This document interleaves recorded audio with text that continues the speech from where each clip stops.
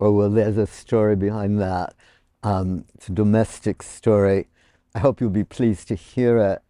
Um, my older brother, a grand influence on me, uh, as a young man, fell ill with rheumatic fever uh, at a time when penicillin was not available, since penicillin was being reserved for soldiers fighting in the Second World War.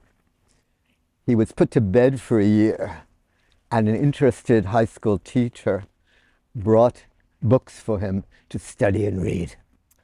And they were books of advanced science, and he ultimately became a quite remarkable, well-known professor of physics. The teacher then said to my father that my brother Noel was not going to just go around the corner to Brooklyn College. He was Columbia University material. And so my brothers went off to commute several hours a day to Columbia and come back with the books that he was reading. And the book that he was reading at the moment was The Metamorphosis by Kafka.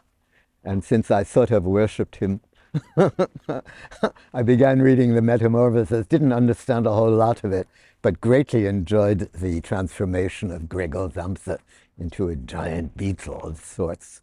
So that is literally the beginning of my interest in Kafka.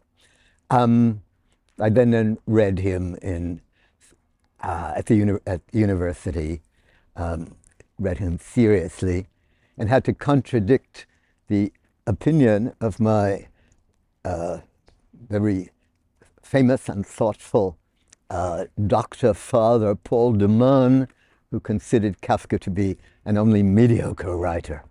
And I said, well, how can you say that? And he said, I never said that. And I said, but you did. He said, impossible. Why? I never read him.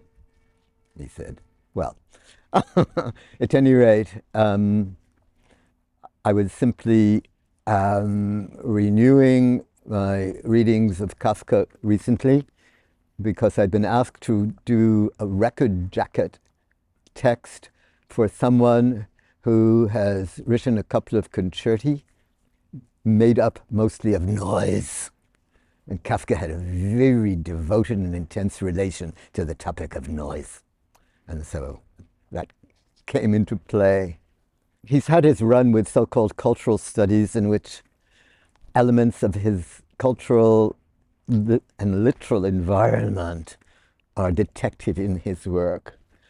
And that is not the most interesting way to read Kafka, namely as a kind of encyclopedia of moments, of social moments. We need to go back to Kafka's deep immersion in unconscious energies, forcing him to write, driving him to write, and to try to get hold of something like this unconscious language that expels onto the page certain key concepts, key words, and those are words that I want to explore. I'll be exploring them today.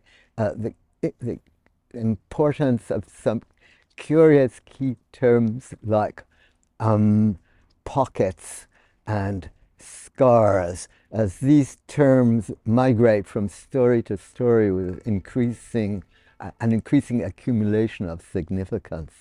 So it's kind of a retreat from Kafka's environment to a different environment that is unconscious.